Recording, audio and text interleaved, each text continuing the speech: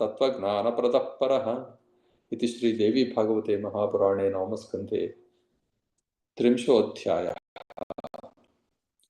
ॐ श्रीराम शरणं मम श्रीराम शरणं मम श्रीराम शरणं मम श्रीराम शरणं मम श्रीराम शरणं मम श्रीराम शरणं मम श्रीराम शरणं मम श्रीराम शरणं मम श्रीराम शरणं मम ॐ श्री सीतारामाभ्यां नमः ॐ श्रीमात्रे नमः ॐ श्री परमात्मने नमः श्रीनिधि संगम जय श्री राम स्वामी।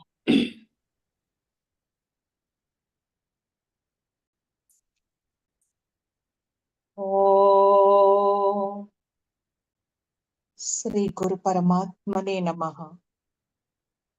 ओम श्रीराम शरणं मम श्रीराम शरणं मम श्रीराम शरणं मम ओम श्रीमात्रे नमः। శ్రీదేవి భాగవతము 9వ స్కందము 30వ అధ్యాయము. సావిత్రి ఇట్లనెను, యమరాజా, పుణ్యవంతులకు సత్పురుషులు ఎట్టి కర్మ చేయుట వలన స్వర్గము పొందుదురో దాని గూర్చి నాకు విశదముగా తెలుపుము.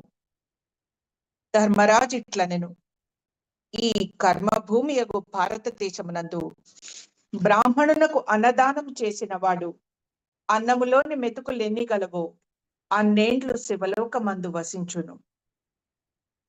అన్ని దానములలో మహాదానమైన అన్నదానము ఇతరులకు చేసిన వాడును శివలోకమందుడును. అన్నదానమునకు మించిన దానము పూర్వము లేదు, ఇక ముందు ఉండబోదు. దీనికి తగిన వ్యక్తిని గాని తగిన కాలమును గాని చూడబని లేదు. బ్రాహ్మణులకును దేవతలకును ఆసనము దానముగా ఇచ్చినవాడు 10,000 ఏండ్లు విష్ణులోకమునందు ప్రతిష్టగాంచును. బ్రాహ్మణునకు బాగుగా పాలిచ్చునట్టి గోవును దానము చేసిన 4 గింతలు, పుణ్యతీర్థమున 100 ఇంతలును, నారాయణ క్షేత్రమున 1,000,000 రెట్లు పుణ్య ఫలమబ్బును. ఈ పుణ్య భారతదేశమునందు పరభక్తితో గోదానము చేయువాడు 10,000 ఏండ్లు చంద్రలోకమునందు మహిమలు గాంచును. ఎవ్వాడు 2 ముఖముల గోవును బ్రాహ్మణునకు దానము చేయునో దాని వెంట్రుకలెన్నో అన్ని ఏడులు విష్ణులోకమందు కీర్తిగాంచును. ఎవ్వడు బ్రాహ్మణునకు తెల్లగొడుగు దానము చేయునో అతడు వరుణాలయమున 10,000 ఏడులు సుఖసారమున తేలియాడును. వస్త్రములు లేని విప్రునకు 2 వస్త్రములు దానమిచ్చిన వాడు వాయులోకమున 10,000 ఏండ్లు చల్లని గాలులు పీల్చుకొనును. బ్రాహ్మణునకు సాల గ్రామమును వస్త్రములను దానమొసంగిన వాడు సూర్యచంద్రులుండున దాకా వైకుంఠ ధామమున పరమానందముందును. బ్రాహ్మణునకు మేలైన పడకపానపును దానమిచ్చిన పుణ్యాత్ముడు చంద్రలోకమున సూర్యచంద్రులుండున దాకా ఉండును. దేవతలకును బ్రాహ్మణులకును దీపదానము చేయువాడు 1 మన్వంతరమంత వరకు బ్రహ్మలోకమున సమ్ముదమునందును.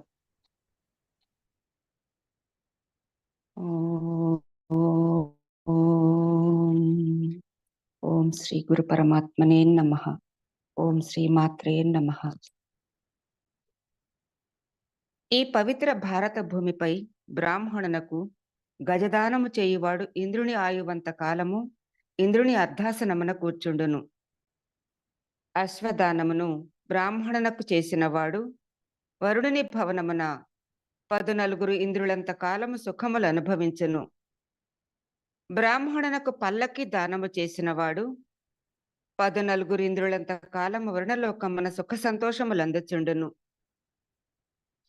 మంచి పూదోటను దానమిచ్చినవాడు మనవంతరమంత కాలము వాయులోకమున మధురమగు ఘుమఘుమలు పీల్చుకొనుచుండును.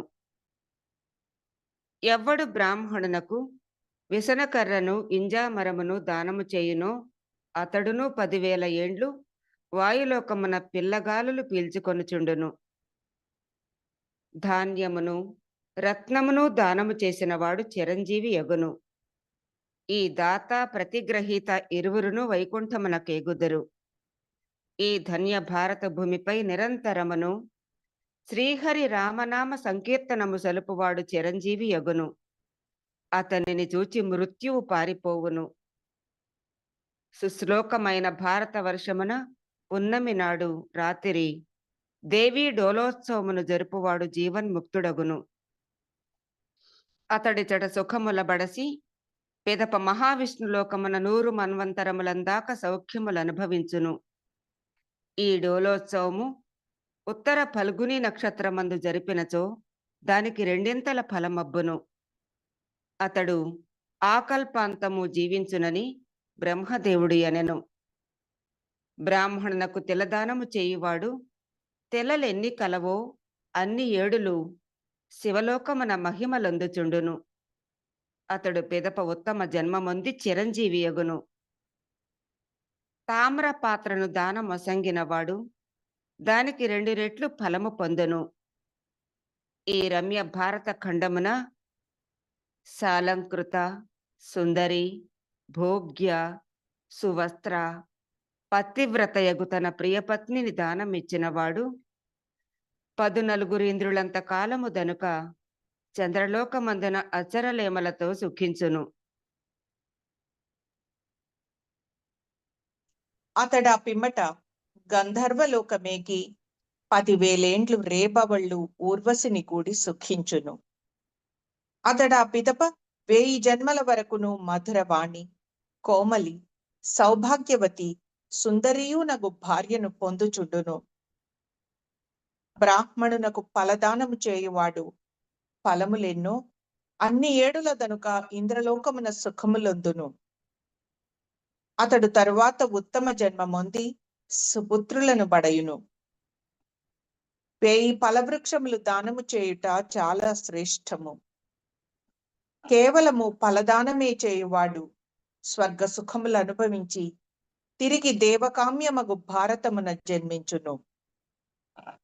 ధనధాన్య సంపన్నమైన మంచి ఇంటిని బ్రాహ్మణునకు దానముగా ఇచ్చిన వాడు 100 మన్వంతరములందాకా సురలోక సౌఖ్యములొంది పిదప ఉత్తమ జన్మమొంది ధనవంతుడగును. సస్యశ్యామలమగు భారత భూమిపై పైరు పంటల అలరారు పచ్చని పొలమును బ్రాహ్మణునకు దానము చేసిన వాడు 100 మన్వంతరములంత కాలము విష్ణులోకమున సుఖించును. ఆ పిదప ఉత్తమ జన్మమొంది మహారాజు కాగలడు. అతడు 100 జన్మముల వరకును ప్రజాపతి ధనవంతుడు శ్రీమంతుడు ప్రజావంతుడు భూమి కలవాడునై వెలగగల్గును. బ్రాహ్మణున కావుల మందను మంచి గ్రామమును దానము చేయువాడు 1,00,000 మన్వంతరముల వరకు వైకుంఠ సౌఖ్యములొందును. అతడు పిమ్మట ఉత్తమ జన్మమొంది 1,00,000 గ్రామాధిపతి కాగలడు. అతడు 1,00,000 జన్మముల వరకును భూమి సంపదలు కలవాడగును. పండిన ఫలసస్యములు పండ్ల తీగలు పెక్కు పుష్కరిణులు ఫల వృక్షములను అను వానితో అలరారు నగరమును బ్రాహ్మణునికి పరమపూతమైన భరత భూమిపై దానమిచ్చిన వాడు శివలోకమున 10 లక్షల ఇంద్రులంత కాలము సుఖములొందును. అతడా పిదప జన్మమెత్తి మహారాజగును. 1,00,000 గ్రామములు తప్పక సంపాదించును. అతనిని 10,000 ఏండ్ల వరకును భూమి వదిలిపెట్టదు. అతడు నేలపై ఐశ్వర్యవంతుడగును. ఉత్తమ మధ్యమ జాతులతో నలరారు 100 నగరముల దేశమును బ్రాహ్మణునకు దానమియ్యవలయును. ఆ నగరములు వాపి తటాకములతో పెక్కు వృక్షములతో నొప్పుచుండవలయును. ఆ విధముగా దానము చేసిన వాడు 1,00,000 మన్వంతరము వరకును వైకుంఠ సౌఖ్యములు అనుభవించును. అతడు పిదప ఉత్తమ జన్మమొంది జంబూద్వీపమునకు ఏలికగాగలడు. అతడి నేలపై ఇంద్రుని వలె సకలైశ్వర్యములందును. అట్టి మహాదాతను భూమాత కోటి జన్మముల వరకును వదలదు. అతడు కల్పాంత జీవి, రాజరాజేశ్వరుడు కాగలడు. తనకున్న అధికారమంతయు ఒక విప్రునకు అప్పగించినవాడు చివరకు దానికి 100 రెట్ల అధికారము బడయగలడు. ఒక తబిసియగు బాపనికి జంబూద్వీపమును దానమిచ్చినవాడు తప్పక దానికి 100 రెట్లుగా అధికారం అందగలడు. ఇటుల జంబూద్వీప దాతకు ఎల్ల తీర్థములు సేవించిన వానికి, ఎల్ల తపములు చేసిన వానికి, సర్వతీర్థముల వసించిన వానికిని, సకల దానములొనర్చిన వానికిని, సకల సిద్ధులు బడసిన వానికిని పునరావృత్తి కలుగదు. ఓం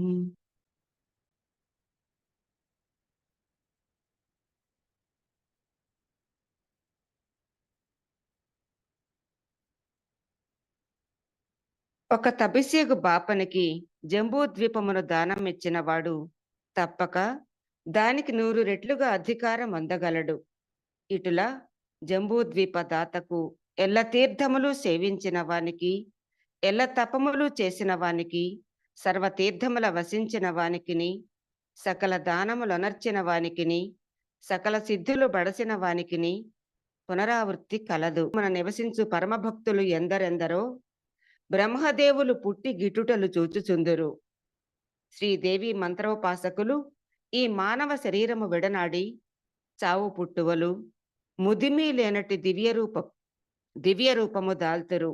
వారు మణిద్వీపము చేరి శ్రీదేవి సారూప్యమొంది దేవి కైంకర్యములు సేవలు చేయుచు అచ్చటి నుండి పెక్కు లోకములు నశించుట కాంచగలుగుదరు. ఎల్ల సిద్ధులు దేవతలు సకల విశ్వములు నశించును కాని జన్మ మృత్యు జరాదులు లేని శ్రీదేవి భక్తులకు నాశము లేనే లేదు. కార్తీక మాసమున శ్రీహరికొక్క తులసీ దళమర్పించువాడు 3 యుగముల వరకును శ్రీహరి మందిరమున మోదమొందును.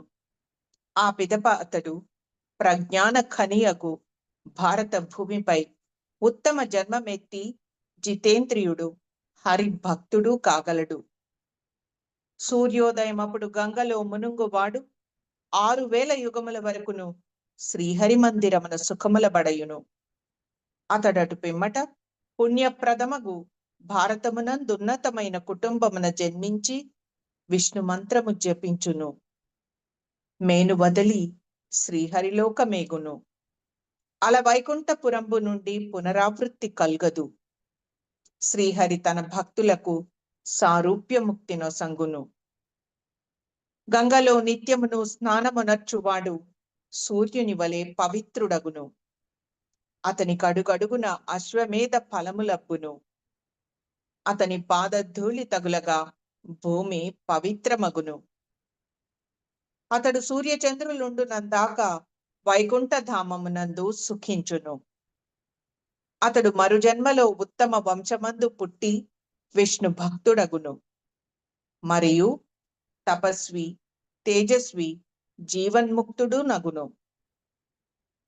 స్వధర్మ నిరతుడు, జితేంద్రియుడు, శ్రోత్రియుడు, నిష్కాముడు, శుచి అగు విద్వాంసుడు మీన కర్కట రాసుల మధ్య వెలుగు రవివలే ప్రకాశించును. ముని ప్రశాంతమగు భారత భూమిపై సుగంధ జలములిచ్చువాడు కైలాసమున 14 ఇంద్రులుండునందాక సుఖశాంతులొందును. అతడా పిదప ఉత్తమ జన్మమెత్తి రూపవంతుడు, సుఖవంతుడు, శివభక్తుడు, తేజోవంతుడు, వేదాంగములెరిగిన వాడును అగును. వైశాఖమున పేలపిండి దానము చేయువాడందలి రేణువులెన్ని గలవో అన్ని ఏడులు శివమందిరమునందు సుఖములొందును. కోటి పుణ్యముల గనియగు భారతదేశమందు శ్రీకృష్ణ జన్మాష్టమి మహోత్సవం జరుపువాడు తన 100 జన్మల నుండి చేసిన పాపముల నుండి విముక్తుడగును.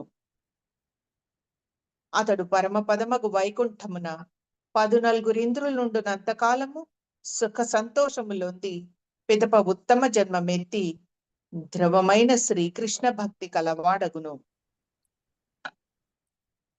కోటి రతనాల గనియగు భారత భూమిపై మహాశివరాత్రి వ్రతము జరుపువాడు 7 మన్వంతరములంత కాలము శివలోకమున సుఖములందును. మహాశివరాత్రి యందు పరమశివునకు బిల్వపత్రములర్పించువాడు ఎన్ని పత్రములిచ్చునో అన్ని యుగములు కైలాసగిరి మీద మోదములందుచుండును. అతడు తర్వాత ఉత్తమ జన్మమెత్తి శ్రీ విద్యావంతుడు, ప్రజాపుత్రవంతుడును, శివభక్తుడును కాగలడు. చైత్రమున కాని మాఘమున కాని శంకర భగవానుని పూజలు సలుపుచు బెత్తము చేతబూని భక్తితో రాత్రింబగళ్ళు నాట్యము చేసినను, లేక నెలగాని నెలలో సగము గాని 10 దినములు కాని వారము కాని దినము కాని ఎన్ని దినములైన అన్ని యుగములు శివలోక సౌఖ్యములందును. తత్వ నిలయమగు భారత భూమిపై శ్రీరామనవమి మహోత్సవమును జరుపువాడు 7 మన్వంతరముల వరకును విష్ణులోక సౌఖ్యములు అనుభవించును. అతడు పిమ్మట ఉత్తమ జన్మమెత్తి శ్రీరామ భక్తుడు కాగలడు. అతడు జితేంద్రియుడు, మహాధనవంతుడు కాగలడు. ఎవ్వడు శరత్కాలమున శ్రీదేవి నవరాత్రులు జరుపునో దేవికి ఎనుబోతు, మేక, గొర్రె బలి చేసి నైవేద్యమిచ్చునో, శ్రీదేవికి ధూప దీప నైవేద్యములర్పించునో, మంగళకరములకు నృత్య గీతములతో మహోత్సవము జరుపునో అతడు శివలోకమునందు 7 మన్వంతరముల వరకు సుఖములొందును. పిదప ఉత్తమ జన్మమెత్తి నిర్మలుడు, బుద్ధిమంతుడు నగును. అతడు తొలలేని సంపదలు అనుభవించును. పుత్ర పౌత్రులతో సుఖించును. ఏనుగులు గుర్రములు కలవాడు, ప్రభావయుతుడు నగును. అతడు కేవలము రాజరాజేశ్వరుడగును. ఇది ముమ్మాటికి నిజము. ఎవ్వడు శుక్లాష్టమి నాడు మహాలక్ష్మిని పూజించునో, భారతదేశమందలి ఏదైనా పుణ్యక్షేత్రమందు ఒక పక్షము నాళ్ళు లక్ష్మీదేవిని షోడశోపచారములతో నర్చించునో, అతడు గోలోకమునందు 14 ఇంద్రులున్నంత కాలము సుఖశాంతులు పొందుచుండును. పిదప ఉత్తమ జన్మమెత్తి రాజరాజేశ్వరుడు కాగలడు. కార్తీక పూర్ణిమ నాడు వందలాది గోపికలను కూర్చుకొని రాసమండల మహోత్సవం జరుపుచు శ్రీ రాధాకృష్ణుల విగ్రహములను షోడశోపచారములతో భారతదేశమున భక్తితో పూజలు చేయునతడు బ్రహ్మ జీవితమంత కాలమును గోలోకమున సుఖించి పిదప ఉత్తమ జన్మము దాల్చి భారతదేశమున శ్రీకృష్ణ భక్తిలో తన్మయుడగును. అతడు నిశ్చల భక్తితో శ్రీహరి మంత్రము జపించి శరీరము వదిలిన పిమ్మట మరల గోలోకము చేరును. అతడచట శ్రీహరి కనుచరుడై కృష్ణ సారూప్యముందును. అతనికి మరి జన్మ లేదు, చావు లేదు, ముదిమి లేదు. శుద్ధ మందు కాని బహుళ మందు కాని ఏకాదశి పుణ్యవ్రతము జరుపువాడు బ్రహ్మ జీవితమంతకాలము వైకుంఠ సుఖములందును. అతడు తిరిగి పరలోకయానమగు భారత భూమిపై పుట్టి కృష్ణ భక్తుడై క్రమముగా హరి భక్తిలో మునిగిపోవును. అతడు మరల దేహము వదిలి గోలోకమేగి శ్రీకృష్ణ సారూప్యముంది హరి పార్షదుడగును. అతనికి చావు పుట్టుకలు ముదిమి కలుగవు. భాద్రపద శుద్ధ ద్వాదశి యందు ఇంద్రుని పూజించిన వాడు 60,000 ఏడులు ఇంద్రలోకమునందు సుఖములొందును.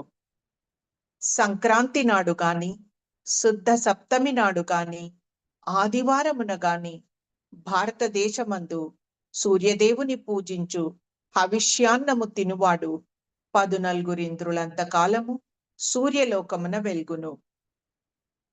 అతడు కర్మభూమియగు భారతమునకు వచ్చి శ్రీమంతుడు ఆరోగ్యవంతుడు నగును. జ్యేష్ఠ బహుళ చతుర్దశి నాడు సావిత్రీదేవిని కొలువవలయును. అతడేడు మన్వంతరములందాక బ్రహ్మలోకమున ప్రతిష్టగాంచును. పిదప భూమి భాగ్యమగు భారతమునకు వచ్చి విక్రముడు ధనవంతుడు అగును. అతడు జ్ఞాని, ధని, చిరంజీవియు నగును. మాఘ శుక్ల చవితి నాడు మహాసరస్వతీ దేవిని పూజించవలయును. కడు భక్తితో షోడశోపచారములతో సరస్వతీదేవిని అర్చించువాడు ఒక కల్పము దాకా మణిద్వీపమున మహితుడగును. అతడు మరల జన్మించి విద్వత్ కవిశేఖరుడగును. ఆనాడు ఎవడు గోవును బంగారమును బాపనికి దానము చేయునో అతడు భారత భూమిపై బ్రతికినంత కాలము పరమ భక్తుడగును. గోవు రోమములెన్నో అన్నిటికీ రెండింతల సంవత్సరములు మహావిష్ణులోకమున వెలుగుచుండును. అతడచ్చోట శ్రీహరితో పాటు శుభములు వేడుకలు బడయుచుండును. ఆ పిదప తిరిగి వచ్చి రాజరాజేశ్వరుడగును. అతడు పుత్ర, ధన, విద్య, జ్ఞాన సుఖములందును. పవిత్ర భారతదేశమునందు బ్రాహ్మణ శ్రోత్రియులకు తుష్టిగా భోజనము పెట్టినవాడు బ్రాహ్మణులకు ఎన్ని రోమములు కలవో అన్ని ఏడులు శ్రీ విష్ణుధామమున సుఖములొందును. అతడు పిమ్మట ఇచ్చటి కేతించి శ్రీమంతుడు, సుఖవంతుడు నగును. మరియును అతడు విద్వాంసుడు, దీర్ఘజీవి, విక్రమి అగును. తపోభూమియగు భారతమున శ్రీ హరినామముచ్చరించుచు ఇతరుల చేత పలికించు పుణ్యాత్ముడు ఒక యుగము వరకు వైకుంఠ ధామమున విరాజిల్లుచుండును. అతడు తరువాత ఇచ్చటికి వచ్చి ధని, సుఖీ అగును. శ్రీ నారాయణ క్షేత్రమున శ్రీ హరినామముచ్చరించిన దానికి 1,000,000 రెట్లు ఫలమందును. నారాయణ క్షేత్రమున నారాయణ జపము 1,000,000 చేసిన ధన్యుడు పాపముక్తుడై జీవన్ముక్తుడగును. అతనికి తిరిగి జన్మము లేదు. అతడు వైకుంఠమున పరమానందమందుచుండును. అతడచట విష్ణు సారూప్యమందును. అతనికి పతనము లేదు. అతడు విష్ణు భక్తిలో లీనుడైపోవును. పార్థివ లింగములోని రేణువులెన్నో అన్ని ఏడులు శివలోకమందు వసించి అతడు తిరిగి భారతదేశమున మహారాజగును. ఏ పుణ్యశీలి నిత్యమును సాలగ్రామమును పూజించి పాపహరమగు సాలగ్రామ తీర్థము పుచ్చుకొనునో అతడు 100 బ్రహ్మలందాకా వైకుంఠమున నుండును. అతడు తిరిగి జన్మించి దుర్లభమైన హరిభక్తిని బడసి మరల విష్ణులోకమునందు ప్రమోదములో నుండును. అతనికి తిరిగి జన్మ లేదు. ఎల్ల తపములు వ్రతములు జరిపినవాడు 14 ఇంద్రులంత కాలము వైకుంఠమునందు సుఖశాంతులొందుచుండును. ఆ పిదప భారత వర్షమున జన్మించి మహారాజ పదవిని అలంకరించును. భూ ప్రదక్షిణము చేయుచు ఎల్ల పుణ్యతీర్థనులందు స్నానము చేయువాడు తిరిగి పుట్టడు, పరమ నిర్వాణముందును.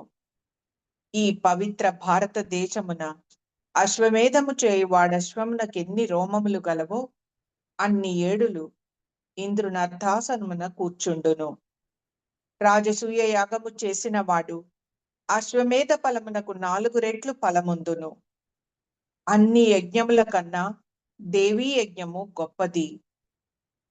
పూర్వము త్రిపురాసుర సంహారమునకు బ్రహ్మ విష్ణు మహేశులు కలిసి దేవి మహాయజ్ఞము జరిపిరి.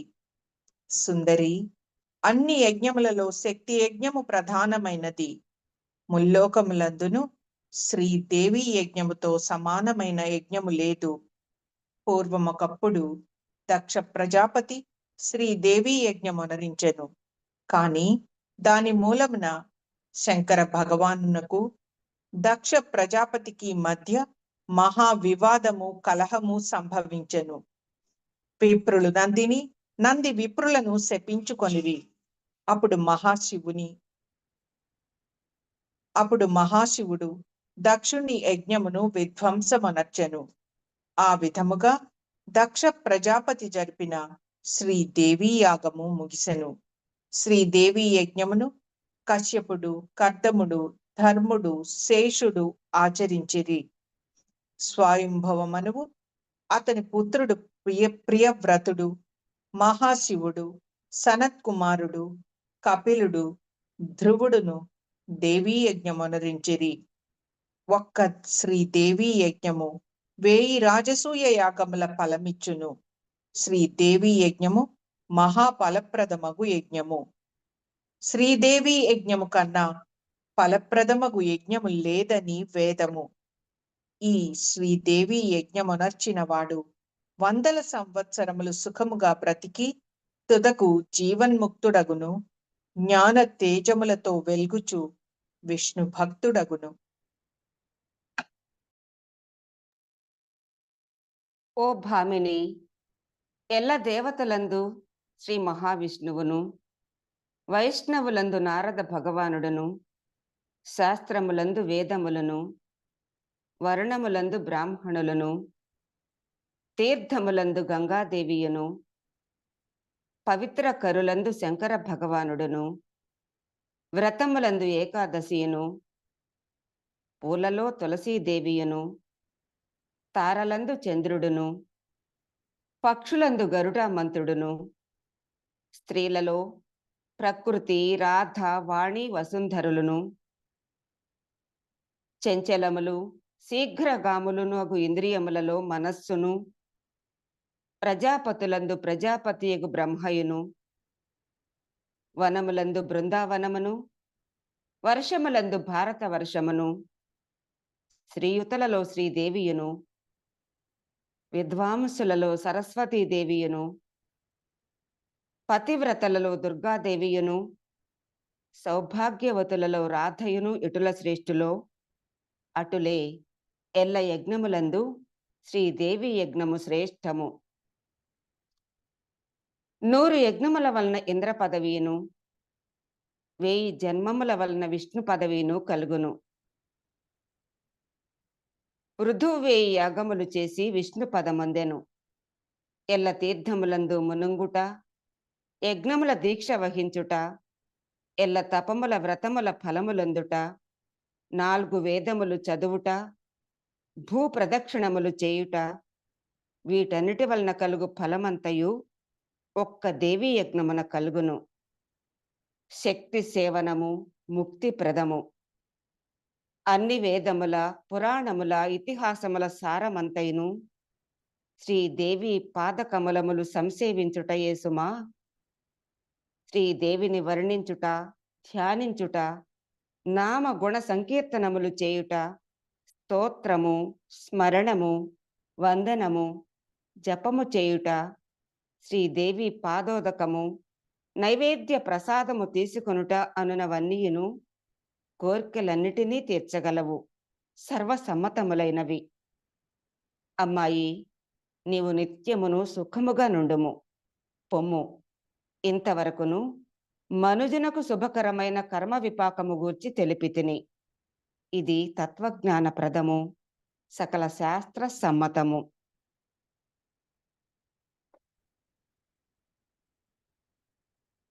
ఓం. ఇది శ్రీదేవి భాగవత నవమ స్కంధమున 30వ అధ్యాయము. ఓం శ్రీరామ శరణం మమ, శ్రీరామ శరణం మమ, శ్రీరామ శరణం మమ. ఓం ఓం శ్రీమాత్రే నమః.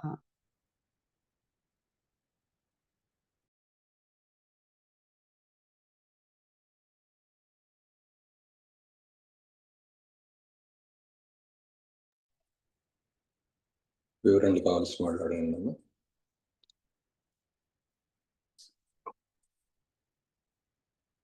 చేతులెత్తండి.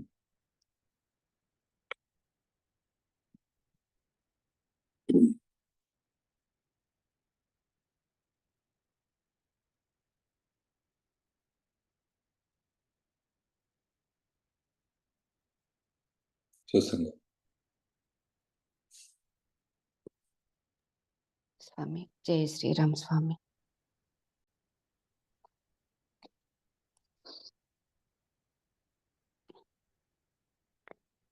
స్వామి 27వ అధ్యాయంలో 27వ అధ్యాయంలో స్వామి సావిత్రీదేవి యమధర్మరాజు తోడి సంభాషణతో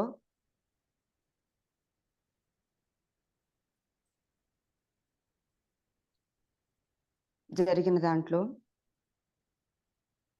పేజ్ నెంబర్ చెప్పు. 318, 19 పేజీల్లో స్వామి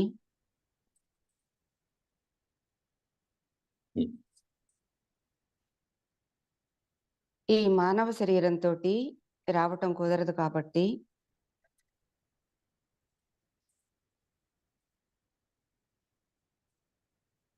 నువ్వు వెనక్కి వెళ్ళిపోమ్మని అడిగినప్పుడు చెప్పినప్పుడు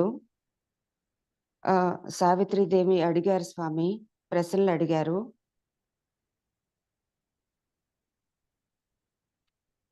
పరమ జ్ఞానం గురించి, విజ్ఞానం గురించి సమ్మేళనంగా ఆ ప్రశ్నలు అడిగినట్లుగా అర్థమైంది స్వామి. ఇంత తాత్వికమైనటువంటి ప్రశ్నలు అడిగిన తర్వాత మళ్ళీ భర్త ప్రాణం కోసం ఆయన వెంట వెళుతూ ఉన్నప్పుడు, యమధర్మరాజు గారి వెంట వెళుతూ ఉన్నప్పుడు, పతి ప్రాణం కోసం వెళ్ళే క్రమంలో ఆయన సౌభాగ్యశీలు అవుతావు, నువ్వు భాగ్యవంతురాలు అయ్యావు, నీ భర్తతో నువ్వు ఉంటావని చెప్పిన తర్వాత ఇంకొక వరం కోరుకోమని అడిగారు. అది కాక, ఇచ్చిన వరం కాక ఒక్క వరం అడగమంటే 4-5 వరాలు అడిగారు సావిత్రీదేవి. ఇంత తత్వజ్ఞానాన్ని, విజ్ఞానాన్ని, జ్ఞానాన్ని జోడించి ఇన్ని ప్రశ్నలు అడిగిన తర్వాత మళ్ళీ సాంసారిక పరమైనటువంటి కోరికలు కోరుకున్నారు. కోరుకున్న తర్వాత మళ్ళీ ప్రశ్నలకు సమాధానం పొందారు స్వామి. జీవుడి గురించి, కర్మ గురించి, కర్మ విపాకం గురించి, కర్మ నుంచి బయటపడేది ఎలా, ఏ కర్మ చేస్తే ఎటువంటి పుణ్యం వస్తుంది, ఆ పుణ్యానికి ఫలితం ఎలా ఉంటుంది, ఈ సమాధానాలన్నీ వింటూ ఉన్నారు స్వామి. సాంసారిక పరమైనటువంటి కోరికలు ఒక్క వరం కోరుకోమంటే, ఒక్క కోరిక కోరుకోమంటే 4-5 కోరికలు కోరుకుంటే అవి ఇచ్చేశారు. ఆ స్థితిని ఏ విధంగా అర్థం చేసుకోవాలనేది తెలుసుకోవాలని స్వామి. గురుదేవ, జై శ్రీరామ స్వామి. అప్పుడు సావిత్రీదేవికి 12 సంవత్సరాల వయసు. స్వామి ఆమెకి తల్లిదండ్రులు తెలుసు, అత్తమామలు తెలుసు, భర్త తెలుసు, వారి అవసరాలు తెలుసు. ఆమెకంటూ ప్రత్యేకమైన కోరికలు ఏం లేవు. స్వామి ఒక మాట చెప్పింది ఆమె అక్కడ, నన్ను వెళ్ళమంటున్నావు స్వామి, స్వామి నా భర్తని జ్ఞాన సముద్రుడమైన నిన్ను వదిలి ఎక్కడికి వెళ్ళను, మీరే కదా పరమగమ్యం అవును స్వామి అని చెప్పి కూడా అన్నది ఆమె. అన్నారు. అవును స్వామి. అన్నప్పుడు యమధర్మరాజు, సరే అయితే ఇంకొక వరం కోరుకో, నీ ప్రశ్నలు ఇన్ని ప్రశ్నలు వేసావు కదా, జ్ఞాన సంబంధమైన ప్రశ్నలు, పరమయోగులకు కూడా దుర్లభమైన స్పృహ నీలో కనిపిస్తూ ఉన్నది. దీనికి కారణం నీవు పూర్వము సావిత్రి అయి ఉన్నావు కాబట్టి ఆ వరంతో నీ తండ్రి అయిన అశ్వపతి తాను చేసిన 100 సంవత్సరాల ఫలితంగా నువ్వు పుట్టావు, దానికి సమానమైన శక్తితోటి. ఆ తపస్సు ఎటువంటిది అంటే సావిత్రీదేవి యొక్క దర్శనాన్ని పొందగలిగే అంతటి మహత్తు కలిగిన తపస్సు. అంతటి తపస్సు చేశాడు కాబట్టి సావిత్రీదేవియే స్వయంగా నీవుగా వచ్చింది. నీవు సావిత్రివే కాబట్టే ఈ వయసులో ఒక స్త్రీకి ఇంతటి జ్ఞానము, ఇటువంటి ప్రశ్నలు ఉత్పన్నమైనవి. ప్రశ్న రావాలంటే దానికి ముందు కొంత శోధన జరిగి ఉండాలి, ప్రశ్నకు ముందు. సో ఆ వయసులోనే అటువంటి పరిశోధన అనేది ఆమె చేయగలిగింది.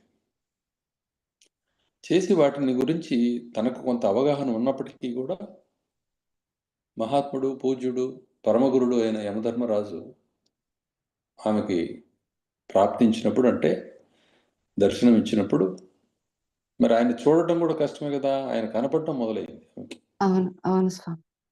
ఎంతోమంది చనిపోతుంటారు కానీ యమభటులు వాళ్ళ ఆ జీవుల జీవదేహాలని తీసుకొని వెళ్ళటం అనేది ఎవరు చూడగలుగుతారు? ఎవరికీ కనపడడం లేదు కదా అది. అవును కానీ స్వామి. సావిత్రీదేవి కంటపడింది ఆ దృశ్యం అంతా కూడా. దానికి కారణం ఏమిటి అంటే సావిత్రీదేవి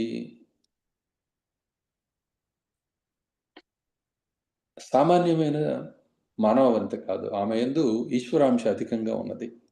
ప్రతి జీవుడిలోనూ పరమాత్మాంశ, జీవాంశ అనేవి 2 అంశాలు ఉంటాయి. ఎవరెవరైతే నామరూపాలతోటి ఉంటూ ఉన్నారో వాళ్ళందరూ జీవులే. విష్ణు భగవాను దగ్గర నుంచి తీసుకుంటే సర్వులు కూడా జీవులే అవుతారు. ఈ జీవులందరిలోనూ పరమాత్మాంశ, జీవాంశ అనేది ఉంటుంది. మానవులలో ఈ తక్కిన ప్రాణులన్నింటిలో కూడాను జీవాంశ అధికంగా ఉంటుంది. విష్ణు భగవానులో పరమాత్మాంశ అధికంగా ఉంటుంది. జీవాంశ చాలా స్వల్పంగా ఉంటుంది. ఎక్కడ ఈశ్వరాంశ లేకపోతే పరమాత్మాంశ అని చెప్పబడుతూ ఉన్నదో అక్కడ పూర్ణ నిర్మలత్వం అనేది దర్శనం అవుతుంది. ఉన్నది ఉన్నట్లుగా కనిపించడం అనేది కనపడుతుంది. ఎక్కడ జీవాంశ మాత్రమే అధికంగా ఉండి పరమాత్మ అంశ స్వల్పంగా ఉందో అక్కడ వాస్తవం అనేది మరుగుపడుతుంది. భ్రాంతి అనేది అనుభవానికి వస్తూ ఉంటుంది. అక్కడ పాపపుణ్యాలు, ఈ పుణ్యకర్మలు, పాపకర్మలు, పుణ్యకర్మల యొక్క అవసరము ఇత్యాది ప్రాప్తిస్తాయి. ఈ సావిత్రీదేవిలో అటువంటి పరమాత్మాంశ అధికంగా ఉన్నది కాబట్టి జీవాంశతో పాటుగా ఆమెకి ఇవన్నీ స్ఫురణకు వస్తూ ఉన్నాయి. ఇవన్నీ దర్శించగలుగుతూ ఉన్నది. ఆ కారణం చేత అటువంటి ప్రశ్నలు వేయగలిగింది. ఏ గురువైనా సరే అటువంటి ప్రశ్నలను ఎదుర్కొన్నప్పుడు ఆయన పొందే ఆనందానికి హద్దులుండవు. యమధర్మరాజుకు అటువంటి గొప్ప జ్ఞాన సంతర్పణ జరిగిందనమాట ఆమె ప్రశ్నల ద్వారా. ఆ కారణం చేత ఆయన సంతుష్టుడై నువ్వు వరం ఇయ్యదగినదా, వరం పుచ్చుకోదగినదానివి, నేను ఇయ్యదగిన వాడిని, కాబట్టి ఇంకొక వరం కోరుకో అని చెప్తే ఆమె ఆ దృశ్యం అంతా కూడా ఒక్కటిగా భావన చేసి ఈ దృశ్యం అంతా ఇలా తయారవ్వాలి నాకు అని చెప్పి కోరింది. ఇవి 3 వరాలుగానో 4 వరాలుగానో ఒకటి కంటే ఎక్కువగానో నువ్వు దర్శించినా ఇది వాస్తవానికి ఒక్క వరమే. ఆయన కోరిన కోరికని ఆమె మరొక విధంగా ఎప్పుడు మార్చదు. ఆయన ఇచ్చిన వరాన్ని. మనకి ఒక్కొక్కటిగా కనిపిస్తూ ఉన్నప్పటికీ ఆమె అటువంటి దృశ్యాన్ని కోరింది. నా తండ్రికి సంతతి ఉండాలి, నా మామగారికి సంతతి ఉండాలి, అదే నా భర్తకి నాకు సంతతి కలగాలి నా భర్త ద్వారా, నా మామగారికి కళ్ళు రావాలి, చూపు రావాలి. సో దాంతో ఉభయ వంశాలు కూడాను ఉత్తమ స్థితిని పొందినాయి. ఉభయ వంశాలు కూడా యమధర్మరాజు చేత ఆశీర్వదించబడినాయి అవుతున్నాయి. అర్థమైంది కదా? ఇది ఏ స్త్రీ అయినా కోరేది ఇది. ఉభయ వంశాలని ఉద్ధరించేది స్త్రీ అని చెప్తున్నారు కదా స్వామి. ఇంకొకటి కూడా అడిగారు స్వామి సావిత్రీదేవి ఆ సందర్భంలోనే. 1,00,000 ఏండ్లు గడిచిన మీదట నేనును సత్యవంతుడును కలిసి శ్రీహరి మందిరమున కేగవలయను అని అడిగి తర్వాత జీవుల కర్మ విపాకము గురించి వినవేడుకగుచున్నది అని అడిగారు స్వామి. దానికి ముందు విస్మయం అందారు యమధర్మరాజు గారు అని కూడా చెప్పారు స్వామి ఆమె ప్రశ్నలకి. అవును.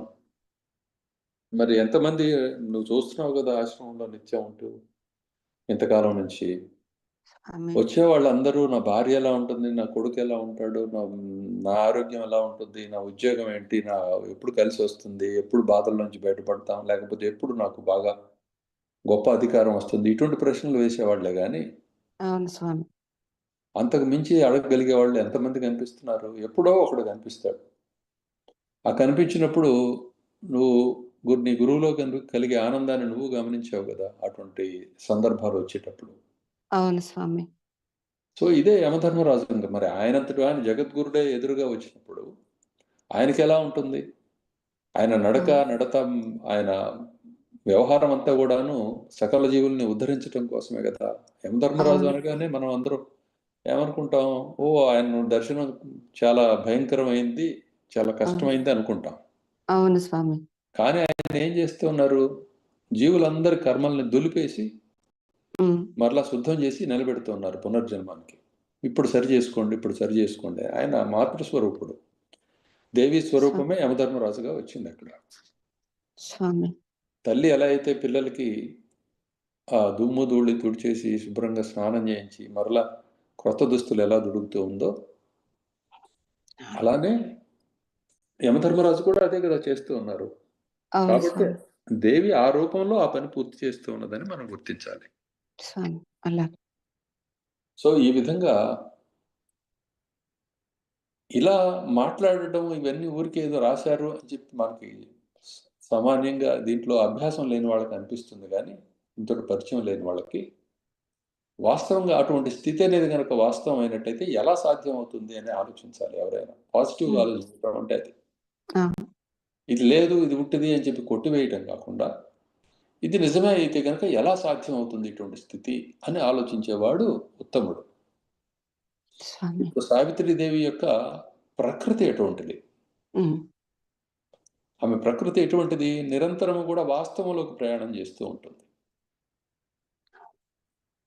తాత్వికతతో నిండి ఉంటుంది ఆమె ప్రకృతి.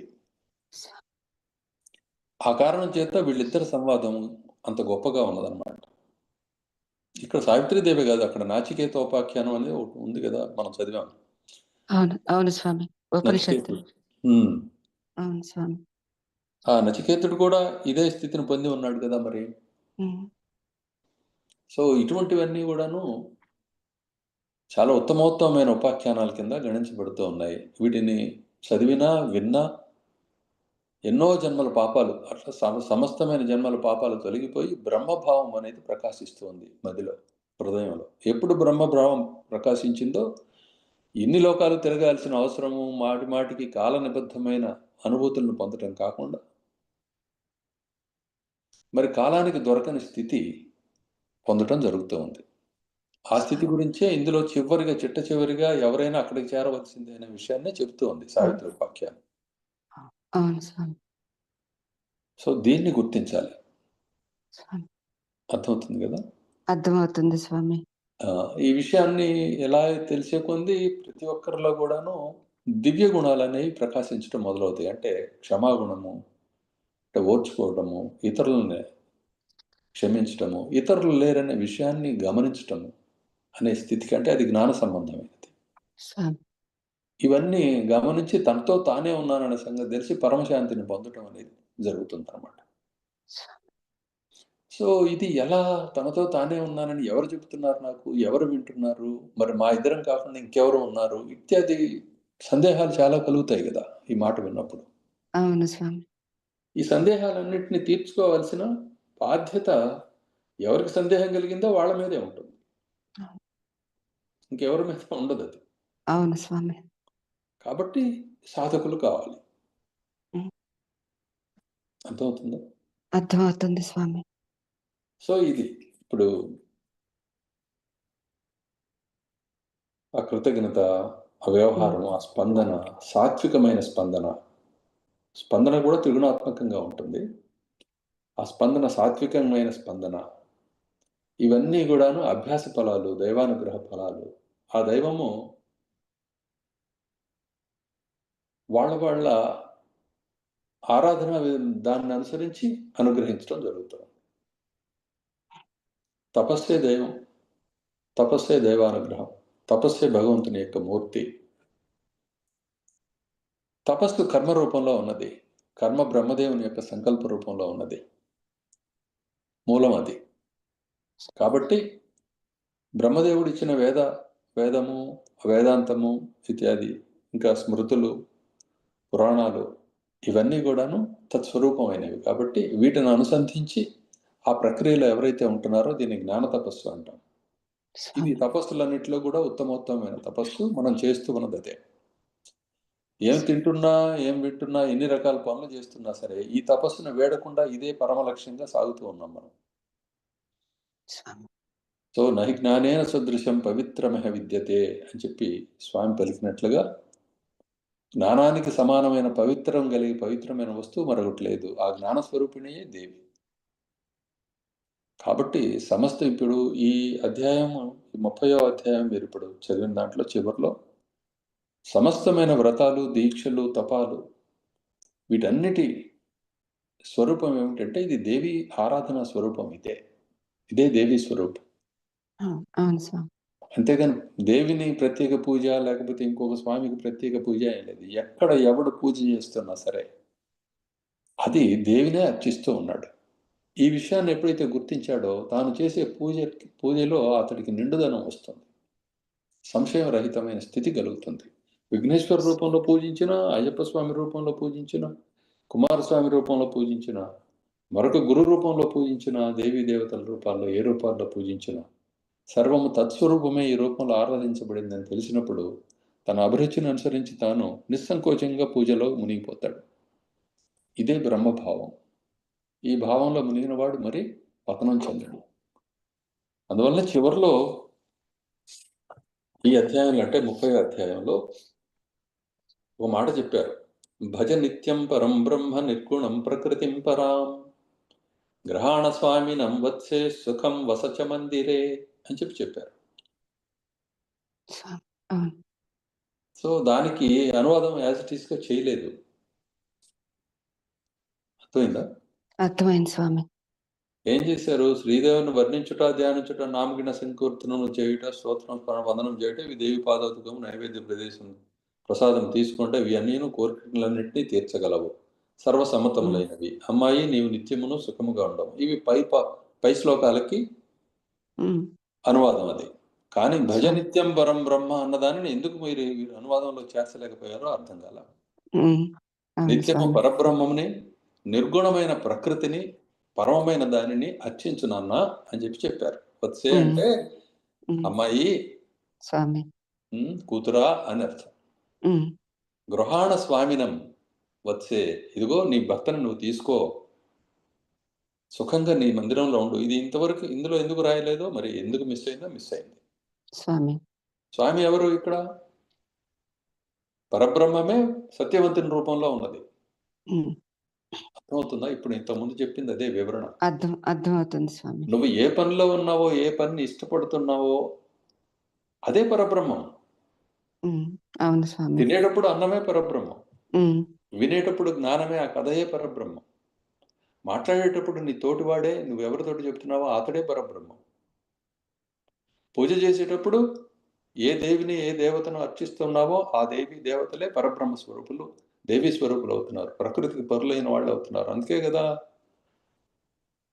ప్రకృతే పురుషాత్పరం అని చెప్పి విఘ్నేశ్వర స్థితిలో మనం చెప్తున్నాం ఉపనిషత్తులో. అవును స్వామి. అర్థమైంది కదా? అర్థమవుతుంది స్వామి. అదే ఎక్కడైనా చెప్తాం అనమాట. కాబట్టి నీవు పరబ్రహ్మ స్వరూపినివే, నీవు నీతోటే వర్తిస్తున్నావు అన్నది ఇక్కడ వాస్తవం. కానీ దీన్ని తెలుసుకోవడానికి నువ్వు నిత్యం ఈ జ్ఞాన యజ్ఞంలో ఉండాలి. సావిత్రీదేవి ఆమె చిన్నతనంలోనే ఆ పని చేయగలిగింది. దానికి కారణం పారమాత్మికమైన అంశ ఆమెలో అధికంగా ఉండడం, ఆ ప్రకాశం అధికంగా ఉండటం వల్ల ఆమె చిన్నతనంలోనే ఉన్నట్లుగా చూడగలిగే శక్తి కలిగింది ఆమె. మహాత్ముడైన వాళ్ళు ప్రార్థించినప్పుడు వాళ్ళతోటి ఏం మాట్లాడాలో ఆమెకు తెలుసు కాబట్టి వాళ్ళు ఆయన్ని, ముఖ్యంగా యమధర్మరాజే ప్రార్థించినప్పుడు కర్మలకి అధికారి, వాటన్నిటిని నిర్ణయించేవాడు, సమవర్తి కాబట్టి ఆయన ప్రశ్నించటం అనేది, ఆయన దర్శనం అవటం, ఆయన ప్రశ్నించే అదృష్టం కలగడం, భాగ్యం కలగడం అనేది ఇంతకంటే గొప్ప విషయం ఏమన్నది.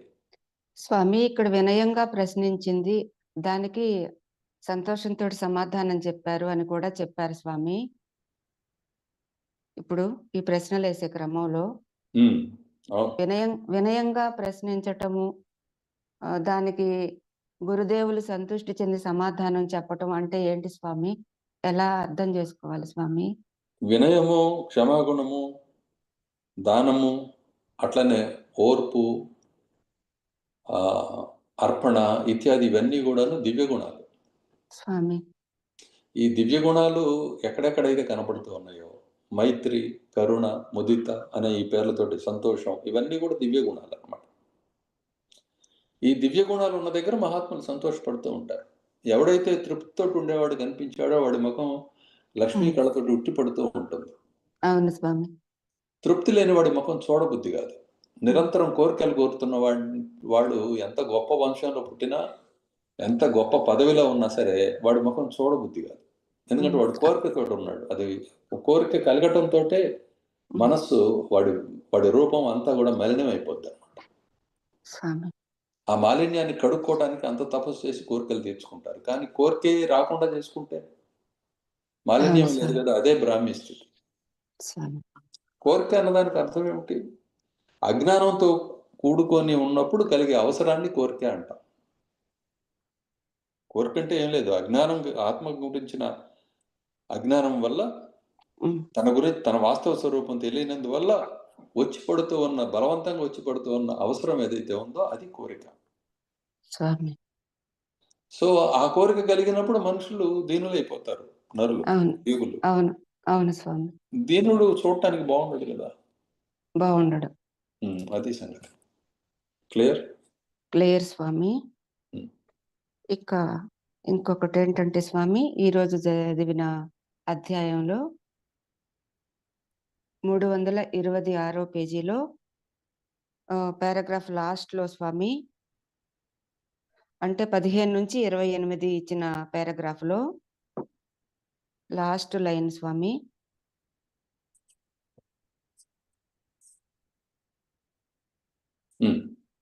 సుశ్లోకమైన భారత వర్షమున అన్నారు స్వామి. సుశ్లోకమైన భారత వర్షమున అంటే ఏ విధంగా అర్థం చేసుకోవాలి స్వామి? గొప్ప కీర్తి గడించిన, స్తుతించబడుచున్న అని అర్థం స్వామి. అలాగే స్వామి. ఇంకొక ప్రశ్న స్వామి, శిష్యురాల్ని అని చెప్పి ఈ భావన తోటి ముందుకు సాగే క్రమంలో ఇప్పుడు చెప్పిన ఈ పుణ్య కర్మలన్నిటినీ, ఈ పుణ్యకర్మలకు ఫలితాల గురించి ఈ చెప్పిన విధానంలో మరి అవి చేయాలని ఈ సాంసారికమైంది వదలకుండా ఉన్న క్రమంలో ఈ శిష్య భావంతో ఉన్నప్పుడు జీవుడికి ఇది పూర్తిగా వదలకుండా వాస్తవాన్ని పూర్తిగా అర్థం చేసుకోలేక మరి సాంసారిక పరమైన కోరికల వెంట కలుగుతూ ఉన్నప్పుడు, ఇప్పుడు ఈ మార్గంలో గురువు వెంట నడుస్తూ ఉన్నప్పుడు వీటిని ఏ విధంగా అర్థం చేసుకొని గురు మార్గంలో నిలకడగలగాలి స్వామి? గురు మార్గంలో నిలకడగలగాలంటే మరి ఆ పూజలు, ఈ పూజలని, దేవాలయాలని, తీర్థాలని ఇది కలగకూడదు. గురువు యొక్క మాట వేదం. మేము విన్నదాన్ని బట్టి, అనుభవాన్ని బట్టి స్వామి. ఇప్పుడు మరి ఇవన్నీ చెప్పారు, పలానా చోట ఇట్లా చేస్తే అట్లా చేస్తే, ఇది ఈ విధంగా చేస్తే ఇట్లా, ఈ విధంగా నీకు ఇది తీరుతుంది, ఈ విధంగా ఈ పుణ్యం గురించి, కర్మ విపాకం గురించి అంతా చెప్పారు. కానీ గురు మార్గంలోనే ఉన్నాడు ఆ జీవుడు, శిష్యురాలననే భావం చేస్తున్నాడు. అయినప్పుడు సాంసారిక పరమైన ఇంకా వదలనప్పుడు మరి వీటిని ఏ విధంగా నిదానించి ఆలోచన చేసి ముందుకెళ్ళాలి స్వామి? సంసారం అనేది వాస్తవానికి లేదు స్వామి. సంసారం ఉంది అనిపించడమే భ్రాంతి. స్వామి నీకు ఇప్పుడే కదా చెప్పాను, నీ ఎదురుగా ఉన్నది నువ్వు ఏం వర్తిస్తుందో, దేంతో వర్తిస్తున్నావో అది పరబ్రహ్మమే అని. అవును స్వామి. మరి సంసారం ఎక్కడి నుంచి వస్తుంది? రాదు. ఇకపోతే యమధర్మరాజు జగద్గురుడు, సత్యవంతుడు తనకి పూజా విగ్రహం. ఆ విగ్రహం తోటి పూజ ఎలా పూర్తి చేసుకోవాలన్నది ఉపదేశించేవాడు జగద్గురుడు. జగద్గురువే గాని, ఆ పూజా విగ్రహమే గాని, అట్లనే పూజించేవాడు కానీ సర్వము కూడాను బ్రహ్మస్వరూపమే. కాబట్టి ఇది సంసారము, ఇది సంసారము కాదు అనేది భ్రాంత చిత్తానికే గాని పూర్ణత్వం ప్రకాశించే చోట అది మిగలదు. ఆ ప్రశ్న అర్థమవుతుందా? అర్థమవుతుంది స్వామి. ఇక భూప్రదక్షిణాలు చేయటం, ఇవి తీర్థాలు చూడటం, ఇటువంటి అనే విషయంలో జగద్గురుడైన మహాశివుడే, పార్వతీ పరమేశ్వరులే జగత్తుకు అంతటికీ మూలము కాబట్టి వారిని తప్ప వారి ప్రదక్షిణ చేయటమే సర్వప్రదక్షిణం, నందీశ్వరునితో సహా కలిపి వారికి ప్రదక్షిణ చేయటమే భూప్రదక్షిణం అని చెప్పి వినాయక వ్రత కథలో మనం విన్నాం. అవును స్వామి, విన్నాము. గుర్తొచ్చింది కదా? గుర్తొచ్చింది స్వామి. కుమారస్వామి బ్రహ్మజ్ఞాన స్వరూపుడు, బ్రహ్మజ్ఞాన మూర్తి భవిస్తే కుమారస్వామి. అంతటి స్వామికే పాఠం చెప్పిన కథ అది. అవును స్వామి. అర్థమైందా? అర్థం అవుతుంది స్వామి. సో ఈ విధంగా ఇది క్రమంగా అభ్యాసం వల్ల జీవితాన్ని ఈ మార్గానికి అంకితం చేసుకున్నందువల్ల కలిగే ఉత్తమమైన లాభం ఇది. స్వామి. అర్థమైందా? అర్థం అవుతుంది స్వామి. సో దానివల్ల ఆ భావలబ్ధి ఎప్పుడైతే కలిగిందో సర్వం భావనా స్వరూపమే కాబట్టి అది సాంసారికంగా నరకప్రాయమైన దృశ్యం కాకుండా స్వర్గప్రాయమైన స్వర్గతుల్యమైన దృశ్యం లభ్యం అవుతోంది. క్రమంగా దృశ్యము, దర్శనము, అట్లనే ద్రష్ట, ఈ మూడు ఒకటేనని ఇప్పుడు నేను చెప్పిన విధంగా తేటతెల్లమవుతోంది. కాబట్టి నిత్యము కూడా పరబ్రహ్మతత్వాన్ని గురించి తెలుసుకోవడానికి, నిర్గుణమైన ప్రకృతి యొక్క స్వరూపాన్ని అర్థం చేసుకోవటానికి, నిర్గుణ ప్రకృతికి పరబ్రహ్మానికి అభేదమైన విషయాన్ని గుర్తించడానికి జీవితాన్ని అంకితం చేయాలి. అప్పుడు నీవే పరబ్రహ్మము అనే విషయం నీకు అర్థమవుతుంది. నీ గురువు నువ్వు అదే అని చెప్పడం జరుగుతుంది తత్వమసి అనే వాక్యం ద్వారా. అర్థమైందా? అర్థమైంది స్వామి. అప్పటి వరకు ప్రయాణం అలా ఉంటుంది. ప్రయాణం తర్వాత ఏమవుతుంది? అన్నీ ఏకమైపోతాయి. అలా దూరంగా చూస్తే 2 పట్టాలు కలిసిపోవడం చూస్తున్నావా లేదా? అవును స్వామి. అట్లానే భూమి ఆకాశాలు కలిసిపోవడం చూస్తున్నావా లేదా? అవును స్వామి. సమస్తమైన ప్రయాణాలు అలా ఏకమైపోతాయి. ఉపమానం సుమా, యశోమతి కోడు ఈకలు బీకద్దు. ఓకే, చెప్పింది దేనికోసం చెప్తున్నారో దాన్ని అర్థం చేసుకోవాలి, కానీ ఉపమానంలో అది ఇట్లా అని ఆ పోలికల్లోకి వెళ్ళకూడదు. అలాగే స్వామి. అలాగే స్వామి. కాబట్టి ఈ విధంగా విషయాన్ని అర్థం చేసుకొని ఆ కేవలత్వంగా నీ వాస్తవ స్వరూపంలో మిగలటమే విషయం. అవిచ్ఛిన్న చిదాత్మైక పుమానస్తి అనేతరత్ అన్న శ్లోకంలో, కాబట్టి ఆ పురుషుడు తప్ప ఇంకొకడు ఎవడూ లేడు పరమాత్మ తప్ప అనే విషయాన్ని బోధించారు కదా సుఖబ్రహ్మకి, రాముల కూడా. అవును స్వామి. ఆ శ్లోకమే కదా మీకు ఇచ్చాను నేను, ఇదే మూల మంత్రం అని చెప్పి. అవును స్వామి.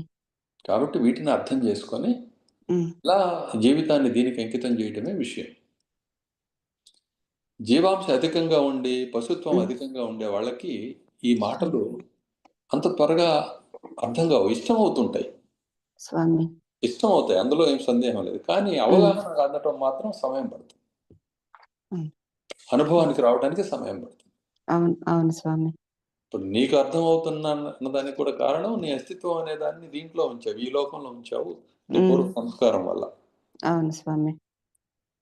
సో దాని కారణంగా ఇదిగో ఇటువంటి స్థితి లభ్యమైంది ఇప్పుడు.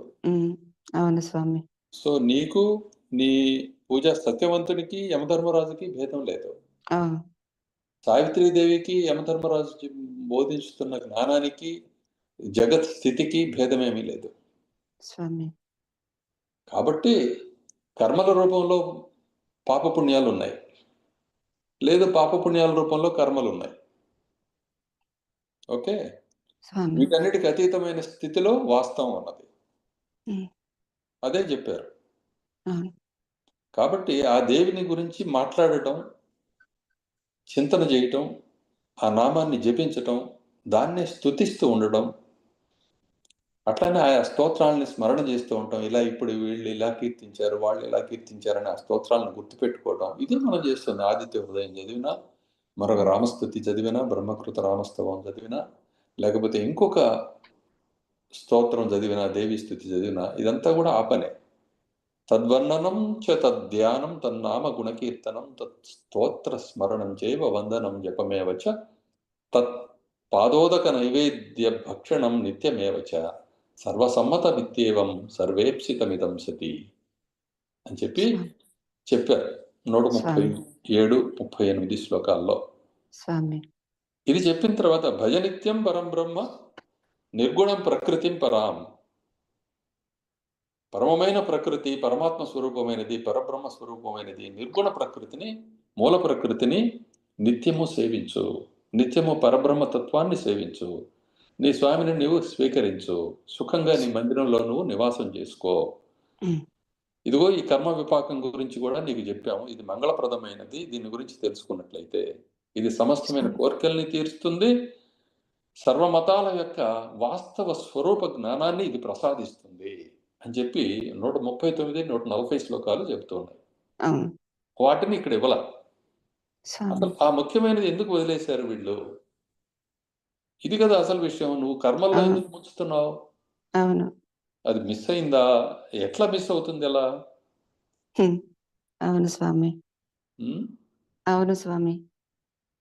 కాబట్టి కోరికలన్నీ తీరుతాయని చెప్పారు కానీ వాస్తవాన్ని చెప్పలేదు స్వామి. ఈ వాస్తవం చెప్పడమే యమధర్మరాజు యొక్క ఉద్దేశ్యం, ఆయన పరమ లక్ష్యం. సావిత్రీదేవి యొక్క ఆ హృదయానికి తృప్తి కలిగేది కూడా ఆ మాట విన్నంతనే. అది వినకుండా తృప్తి ఎవరికీ కలగదు. అవును స్వామి. ఆ పరమమైన తృప్తిని ఆయన ప్రసాదించి ఇంకా మాట్లాడుతూ ఉన్నారు. మరి అటువంటి మహానుభావుడితో మాట్లాడటము, అటువంటి ఆ తల్లితోటి మాట్లాడటం అనేది ఎంత సామాన్యమైన విషయమా? అది అవును కాదు కదా. స్వామి. కాదు స్వామి. ఇదే శ్రీదేవిని, ఇప్పుడు శ్రీదేవి కీర్తనము అన్నదానికి అర్థం ఏమిటంటే, శ్రీదేవిని భజించడం అంటే నీ జీవితాన్ని జీవించడమే శ్రీదేవిని పూజించటం. అర్థమైతే? అవును స్వామి. జీవన రూపిణి కదా దేవి. అవును స్వామి. సర్వజీవ స్వరూపిణి, సర్వ అనుభూత స్వరూపిణి. కాబట్టి ఆ అనుభూతిని నువ్వు అనుభవిస్తూ దాని వాస్తవ తత్వాన్ని, వాస్తవంలోకి వెళ్ళటమే మూల ప్రకృతిని ఉపాసించడం అన్నమాట. ఆ పని మనం నిత్యం చేస్తూ ఉన్నాం దేవి అనుగ్రహం వల్ల. అవును స్వామి. అవ్యాజ కరుణామూర్తిర జ్ఞాన ధ్వాంత దీపిక అబాల గోపవిత్త సర్వానుల్లంఘ్య శాసన అని చెప్పి ఆమెను కీర్తిస్తూ ఉంది కదా అవును స్వామి. లలితా స్తోత్రం. అవును స్వామి. సో ఇది విధానం. మనం ఆ జీవితాన్ని గడుపుతున్నందుకు సంతోషపడండి. చాలా ఉమ్? చాలా స్వామి. క్లియర్ స్వామి. ఏం సంశయరహిత స్థితిలో ఉండండి. అలాగే స్వామి. ఎలా అయితే శివభక్తులకి పాపాలు ఉండవో, అలానే శివుని శిష్యులకి ఎలా అయితే మహాదేవుని శిష్యులకి పాపం అనేది అంటదో, అది రామాయణంలో మీరు విన్నారు. వాళ్ళకి పాపం లేదు అని చెప్పి విశ్వామిత్ర మహర్షి అవును రాముల వారితో చెప్పడం విన్నాం మనం, రామలక్ష్మణులతో విన్నాము స్వామి. కామాశ్రమం దగ్గర. అవును స్వామి. అదే విధంగా మీకెవ్వరికీ కూడా ఈ మార్గంలో ఉండే వాళ్ళకి పాపాలు అంటాం స్వామి. మీ పూర్వకర్మలు, మీరు పూర్వం చేసిన పొరపాట్ల వల్ల కూడా పాపాలు ఉండవు.